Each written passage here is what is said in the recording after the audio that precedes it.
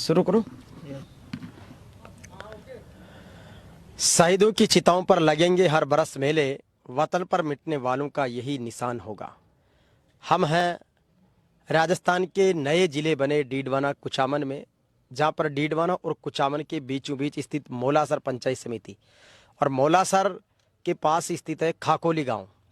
खाकोली गांव के अमर सपूत हैं भीमाराम भाकर, जो राजस्थान पुलिस के कमांडो हैं और क्यूआरटी टीम के अहम सदस्य रहे हैं जब कुचामन में डीवाईएसपी विद्या प्रकाश जी पदस्थापित थे। और इस इलाके में अपराध बहुत ज़्यादा हो रहे थे, तो अपराधियों पर शिकंजा कसने के लिए राजस्थान पुलिस ने एक स्पेशल टीम का गठन किया, क्यूआरटी, जिसको बोलते क्विक रेस्पॉन्स टीम, बहुत जल्द कार्रवाई करने वाली टीम। अभी आज यानी कि अमर शहीद कमांडो भीमाराम भाकर साहब की मूर्ति का अनावरण हुआ है और इस अनावरण के मौके पर 3 सितंबर 2023 रविवार का दिन है। 5 राज्यों के राज्यपाल रहे सत्यपाल मलिक साहब इसी दिव्य प्रतिमा का अनावरण करने के लिए आए हैं। साथ ही इस कार्यक्रम के जो मुख्य सूत्रधार हैं वो कमांडो भीमाराम भाकर साहब के आदरणीय चाचा जी और मौलासर पंचायत समिति के प्रधान रहे सम्मानित जालाराम जी भाकर हैं। मौलासर पंचायत समिति बनने के बाद पहले प्रधान बनने का भी इनको गौरव हासिल है। जालाराम जी के प्रयासों से ही आदरणीय मलिक साहब और कई सारे विधायक महोदय और अपार जन सैलाब आया है। एक बहुत बड़ा डॉम, बहुत बड़ी व्यवस्था यहाँ पर की गई, हजारों लोगों के लिए सभी ने नम आंखों से उन्हें श्रद्धांजलि दी। कार्यक्रम का लाइव प्रसारण हमने पूरे प्रोग्राम का पहले दिखा चुके हैं, लेकिन अब मैं स्टोरी करने जा रहा हूँ वीरता और समर्पण की।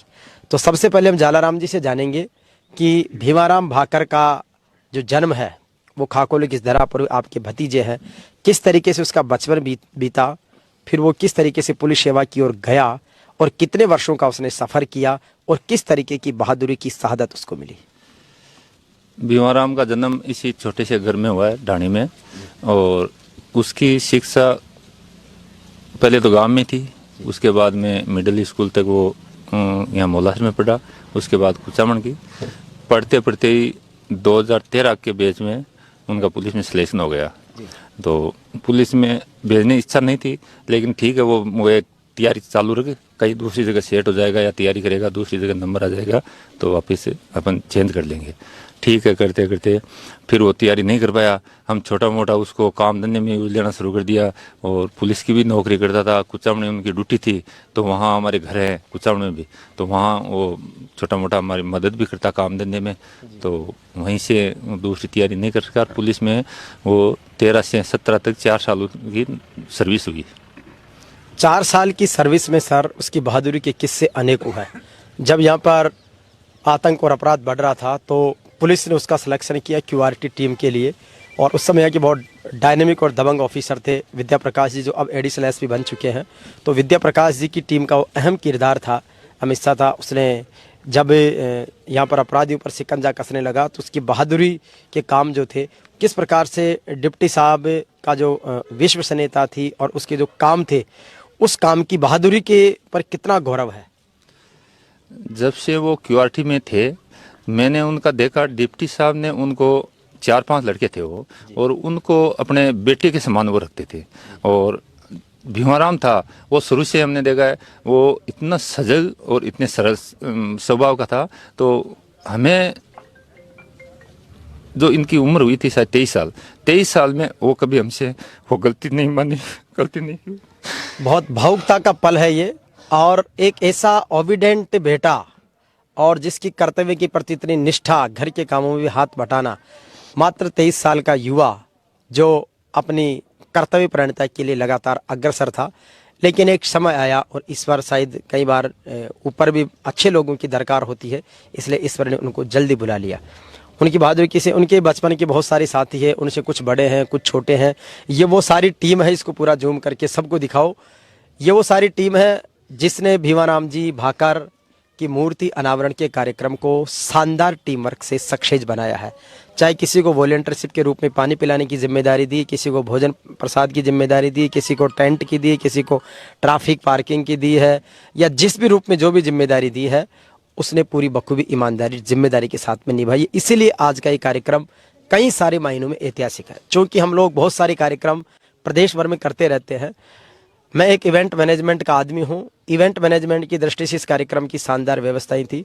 डिसिप्लिन के मामले में लगभग 4-5 घंटे चले कार्यक्रम में इतना अनुशासन और समर्पण देखने को मिला, जो अपने आप में एक बहुत बड़ी मिसाल है।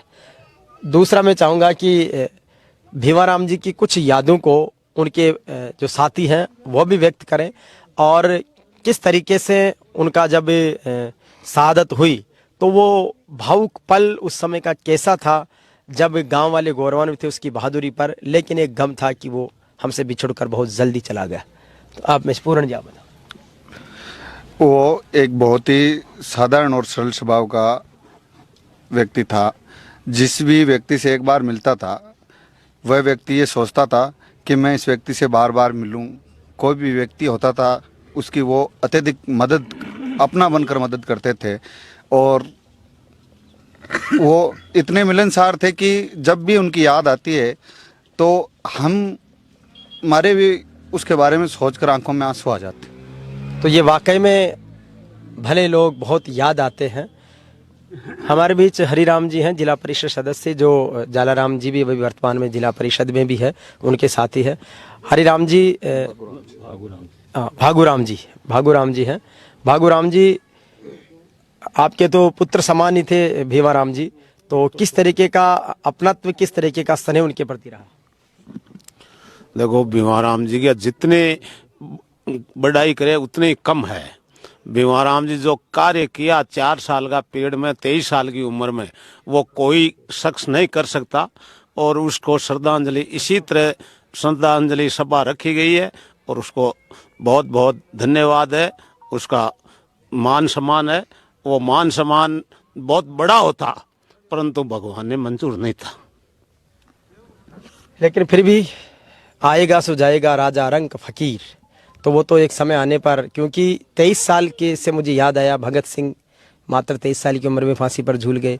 आदि शंकराचार्य जो मात्र 8 वर्ष में उन्होंने पूरे भारत की अखंडता को कायम कर दिया था। स्वामी विवेकानंद जो मात्र 39 वर्ष जिए हैं। जितने भी युग पुरुष में हैं, वो युग पुरुष तो 20 से 40 साल की उम्र तक ही उन्होंने जीवन जिया है, बाकी उन्होंने परमार्थ को समर्पित कर दिया। तो वो भी एक युग पुरुष की श्रेणी में आ गए हैं भीमाराम जी। और आज उन्हें नमन करने के लिए इतना बड़ा जलसा, मैं समझता हूँ कि किसी मुख्यमंत्री प्रधानमंत्री की रैलियों में होता है, उस तरीके का आयोजन, बहुत ही सफल आयोजन यहाँ पर रहा है। और भी कोई उनके जीवन से रिलेटेड अपनी बात रखना चाहें आप में से कोई? रामचंद्र भाई, मैं रामस्वरूप जी से निवेदन करूंगा कि भीमाराम जी से जुड़ी यादें साझा करें। सर, भीमाराम मेरा सबसे प्रिय दोस्त था। भीमाराम की अगर हम याद करते हैं तो आंखों में आंसू आ जाते हैं। जब हम उनको याद करते थे तो आधी रात को हमारे लिए तैयार रहता था। सर, इतना ही। तो वाकई में किसी के काम जो आए उसे इंसान कहते हैं, पराया दर्द जो जाने उसे इंसान कहते हैं। तो इंसानियत के वो गुण भीमाराम जी में थे, जो आज भी उन्हें स्मरण है। हमारे बीच भंवरपुरी जी हैं, वो उनकी कुछ यादें आपके बीच में साझा करेंगे। भीमाराम बहुत ही हंसमुख स्वभाव और हर दिल अजीज था, सभी को बहुत प्रिय था। वो जहाँ भी रहता था अपना सा लगता था। तो ये बहुत अद्भुत है। और भी कोई अपनी बात रखना चाहे भाई? तो निश्चित रूप से उनका, भीमाराम जी का अपना एक कद था। अब मैं बात करूंगा उनकी इतनी महानता पर। इतनी सारी बातें हुई, आज मलिक साहब ने, मुकेश भाकर जी ने, चेतन डूडी जी ने, जाकिर हुसैन साहब ने, निर्मल चौधरी ने, और इस इलाके के गणमान्य लोग जो आए, उन्होंने सबने मंच के माध्यम से अपनी बात रखी। याकूब भाई ने देशभक्ति की कविताएं पेश की, मैंने अपने एंकरिंग के माध्यम से उन्हें सम्मान प्रदान किया। आज की इस कार्यक्रम के ऐतिहासिक मायने, चूंकि जालाराम जी भाकर जो पूर्व प्रधान है, आने वाले समय में 4 महीने बाद विधानसभा के चुनाव है, कहीं न कहीं प्रत्यक्ष अप्रत्यक्ष रूप से शक्ति प्रदर्शन के रूप में, या फिर यूं कहें कि ये जालाराम जी भाकर का व्यवहार, कुशलता, भाकर परिवार के प्रति लोगों का अपार जन सैलाब था। तो सर, एक नई चर्चा इस कार्यक्रम की सफलता के बाद में ले रहे हैं कि कहीं न कहीं विधानसभा चुनाव के बीच एक दावेदारी की आहट भी इसमें नजर आ रही है।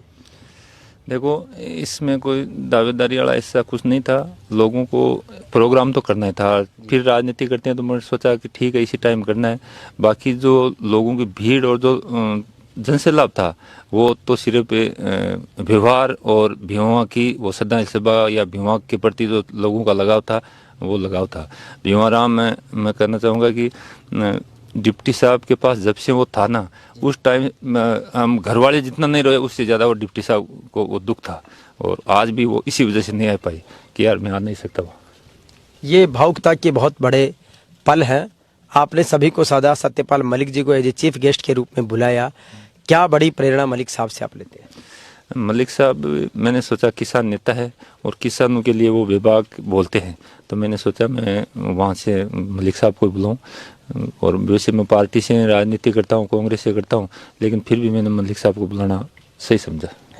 तो निश्चित रूप से और मलिक साहब ने भी इस कार्यक्रम में बहुत शोभा बढ़ाई है। उन्होंने बहुत किसानों की, जवानों के हित की बात कही है। डीडवाना कुचामन सर अब जिला बन गया है। आपके मौला सर में बहुत बड़ा कार्यक्रम हुआ था, उसमें मुख्यमंत्री जी आए थे और उसी समय ये संकेत लग गया था कि अब डीडवाना जिला मुख्यालय बनने वाला है। कितना संघर्ष आपने किया? आप मौला सर के प्रधान रहे, नए पंचायत समिति के। आपने रूपाराम जी डूडी के साथ काम किया है और अभी चेतन जी डूडी की टीम के भी रहे। बीच में कई तरह की खबरें भी आई। किस रूप में देखते हैं आने वाले समय में सरकार का काम को और डीडवाना के नए जिले के भविष्य को? डीडवाना जो जिला बनने की जो बात है, वो आज से कम 40 साल पुरानी मांग है और संघर्ष भी है। पिछले कई नेताओं ने संघर्ष किया है और मैं मानता हूँ कि ये जो जिला है वो गहलोत सरकार ही बना पाई है। सरकार, गहलोत ही सरकार ही 17 जिले एक साथ बना सकती है। तो हमें पूरी उम्मीद थी कि इस राज्य में 100% डीडवाना जिला बनेगा और हमारे लिए बहुत बड़ी सौभाग्य की बात है कि हमारी पुरानी मांग पूरी हुई है और हम बहुत खुश हैं कि हमारे डीडवाना जिला बना। सर, अब डीडवाना जिला बनने के बाद में जिला स्तरीय कई सारे कार्यालय आएंगे, आ भी रहे हैं। वो स्वाभाविक सरकार की एक प्रक्रिया है, उसके तहत क्या आपको लगता है सरकार रिपीट होने जा रही है? देखो, सरकार से अभी जनता की कोई नाराज़गी नहीं है, स्थानीय विधायकों की नाराज़गी होती है। तो मैं तो मानता हूँ अगर पार्टी कहीं न कहीं सोच समझ के अगर टिकट वितरित करे तो पार्टी से कोई नाराज़गी नहीं है। और डीडवाना विधानसभा तो एक ऐसी विधानसभा है जहाँ आप अगर टिकट बदल दो या जो अपने सर्वे है, सर्वे के आधार पर अगर टिकट दें, तो मैं तो मानता हूं कि यहाँ की डीडवाना जनता चुनाव लड़ेगी। किसी कैंडिडेट को चुनाव लड़ने की जरूरत ही नहीं पड़ेगी। आज विधायक साहब आए, लेकिन उन्होंने संबोधन में बहुत ज़्यादा क्रेडिट आपको नहीं दी। केवल वो भीमाराम पर या अन्य विषयों पर ही बात करके वो चले गए। मुझे भी थोड़ा सा लगा कि वो क्रेडिट जो आपको कार्यक्रम की सभी मेहमानों ने दी है वो एमएलए साहब ने नहीं दी। कहीं अंदरूनी नाराजगी जैसा कुछ भाव दिखा? नहीं, मेरी उनसे कोई व्यक्तिगत नाराजगी नहीं है। वो पार्टी से राजनीति करते हैं, मैं कांग्रेस से राजनीति करता हूं और मैं तो कहना चाहूँगा कि मैं कांग्रेसी हूं और कांग्रेस में रह के काम करूंगा। अब वो नहीं बोले, वो तो उनकी सोच थी। बाकी मैं कांग्रेसी हूं, अगर मुझे टिकट मिलता है तो ठीक है, नहीं मिलता मैं कांग्रेस पार्टी का सिपाही हूँ और कांग्रेस के साथ रहूँगा। तो ये अपने आपकी शालीनता और सादगी बहुत काबिल तारीफ है। पिछले दिनों पर्यवेक्षकों के सामने आपने बहुत ही भोलेपन से स्पष्टता अपनी बात रख दी और वो सोशल मीडिया में बहुत ज़्यादा वायरल हुई। और ऐसी कुछ हुई तो कहीं ऐसी कोई गिलानी जैसी बात तो नहीं, क्योंकि आपने तो अपनी बात बड़े स्पष्ट भाव से रखी थी। नहीं, कोई गलत नहीं है। मैंने वो जो एक सच्चे कांग्रेसी कार्यकर्ता के नाते बोली और जो मेरी मन की भावना थी वो मैंने व्यक्त की है। और शायद वो एमएलए साहब को भी ध्यान है कि जालाराम सही बोलता है और सही बोली है। और मुझे एमएलए साहब जितना जानते हैं शायद वो किसी को नहीं जानते, क्योंकि हमने बहुत दिनों तक एक साथ रहे हैं, काम भी किया है। तो उनको ध्यान है कि जालाराम एक ईमानदार और सच्चा कार्यकर्ता है। तो निश्चित रूप से राजनीति में ऐसे ही सच्चे और अच्छे लोगों की ज़रूरत भी है। हमारी तो उम्मीद है सभी के प्रति बहुत स्नेह और शुभकामनाएं हैं, आगे बढ़ें।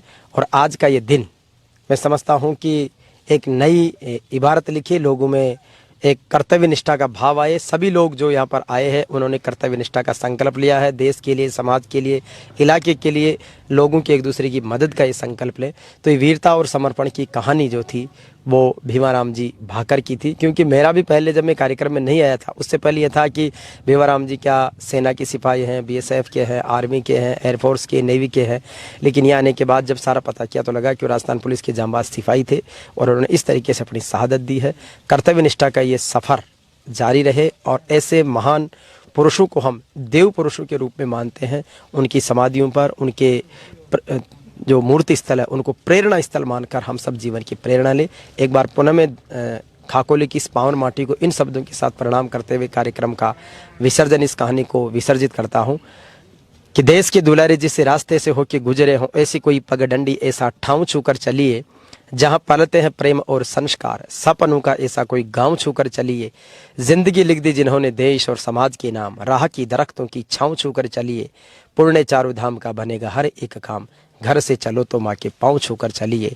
खाकोले से चलो तो शहीद भीमाराम भाकर की मूर्ति को दर्शन करके चलिए। साथ ही आपकी युवा टीम ने बहुत बड़ा काम किया, क्योंकि काम कोई एक व्यक्ति नहीं करता, टीम करती है। अपनी पूरी टीम को आपकी तरफ से बधाई और आभार।